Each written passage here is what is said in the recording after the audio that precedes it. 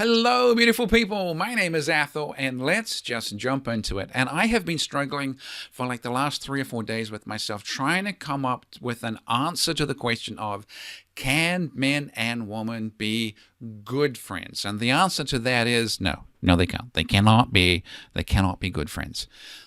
In this video is going to answer exactly why that is. And I'm hoping that it gives you guys a whole bunch of clarity and maybe makes you think a little bit more about the relationships that you are in and maybe learn something. And of course, standard disclaimers. I am painting with broad brushes. I am using stereotypes. And if this offends you, the comments are for you. So here we go. Let me throw up a Punnett Square, a 2x2 Punnett Square. I do love these things. And there are 4 different quadrants. There's the Platonic Friends, Friendzone, Friends with Benefits, and Romantic Relationships. So let's start with the easiest one.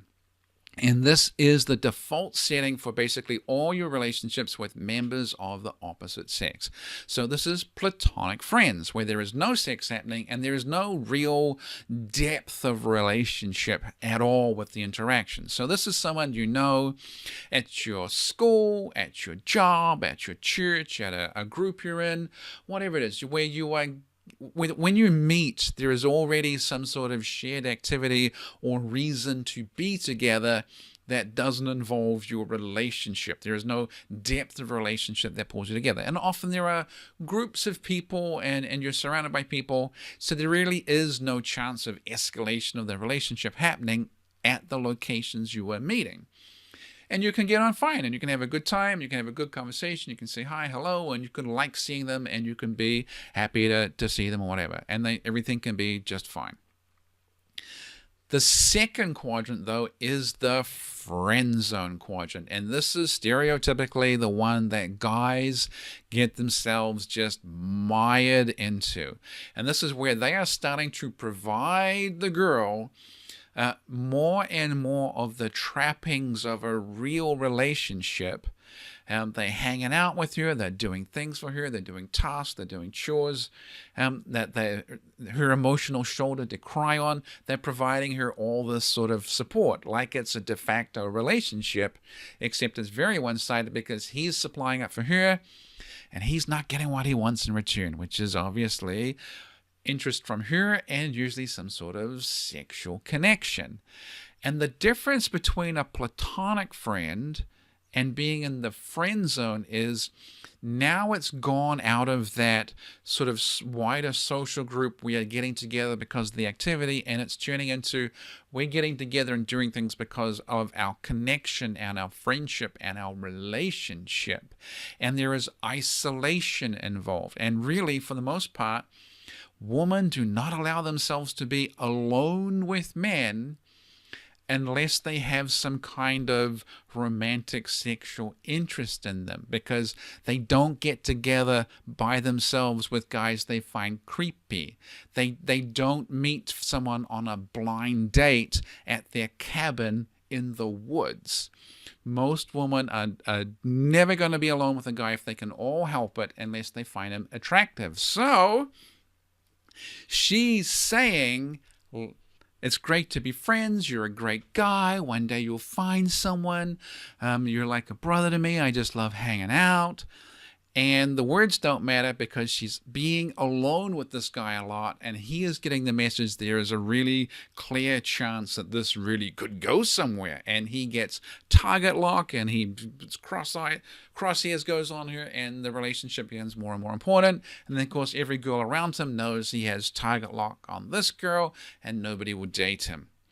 For most guys, if you're in the friend zone with one girl, you have no romantic sex life at all, because all the other women will ignore you because they see what's going on.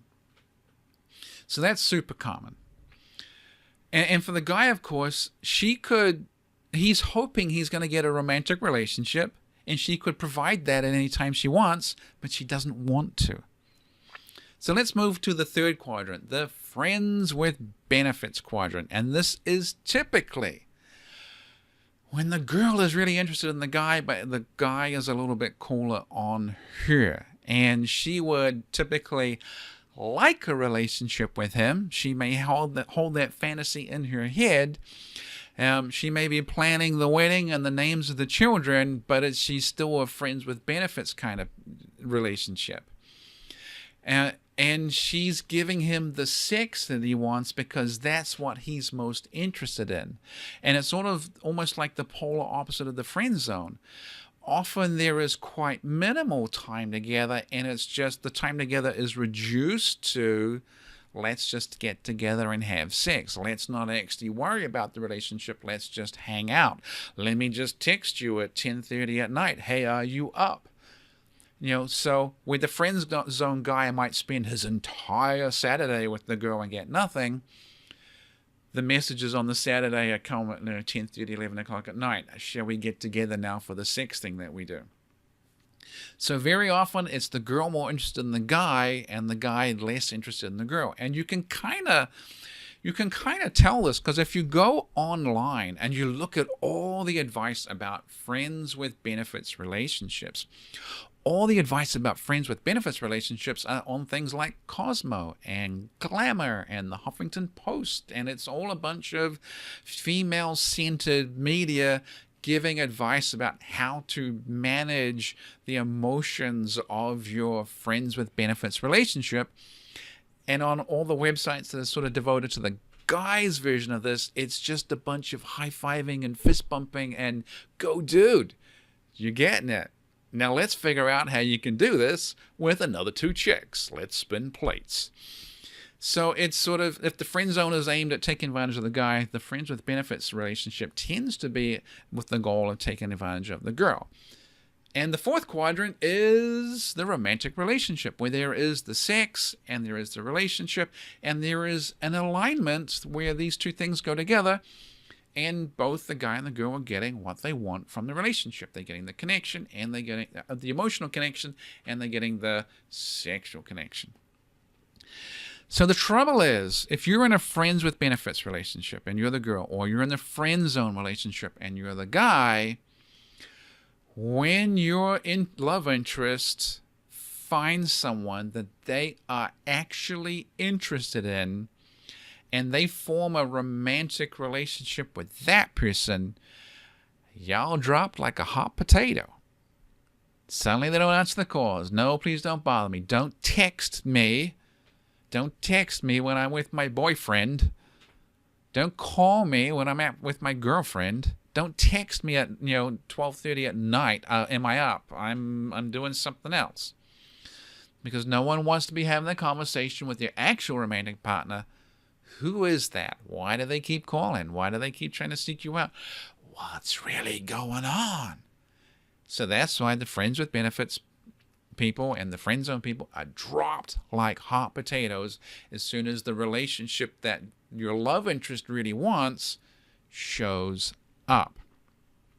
So I think your best chance is to go from platonic friends to a romantic relationship, saying, I want both of these things. I want both the relationship and I both want the sex. I want the relationship and the sex. These things need to go together.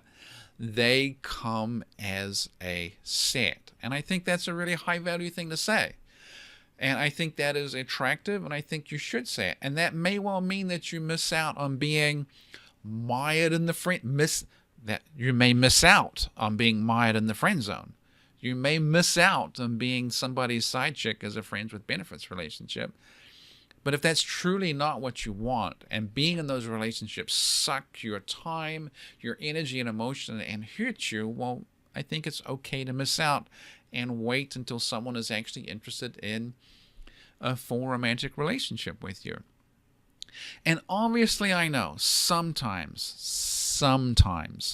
the friend zone relationships turn into romantic relationships, and the friends with benefits relationships turn into romantic relationships. Sometimes, maybe, if nobody better shows up for your love interest. And that leaves you in a pretty tenuous spot once you're in a really romantic relationship. Because what if someone like that shows up later on? What happens to you then? So that's why I think platonic friends to romantic relationship is probably your best path. And I realize it can be messy. But you notice there is nowhere on this Punnett Square that man and woman can have a relationship where they're really just good friends. Because as soon as you start investing into the relationship, as soon as you start spending a little more time, it becomes the focus of things. And when you have a really good friend of the opposite sex, it either really interferes with your current romantic relationship, or one or both of you are hoping it kind of tunes into that. So when you try and play this good friends strategy, it always starts falling into one of these 4 quadrants. So maybe there is a 5th little quadrant called just good friends on this Punnett Square, but let me tell you, it's about 2 pixels wide right in the middle, and lots of luck hitting that with any kind of success. So can men and women be good friends? No, not really. You can be platonic friends, you can get on fine, or you end up being friends with benefits to friend zone, but probably what most of you want is romantic relationships. So that is about it for today, and I will talk to you soon.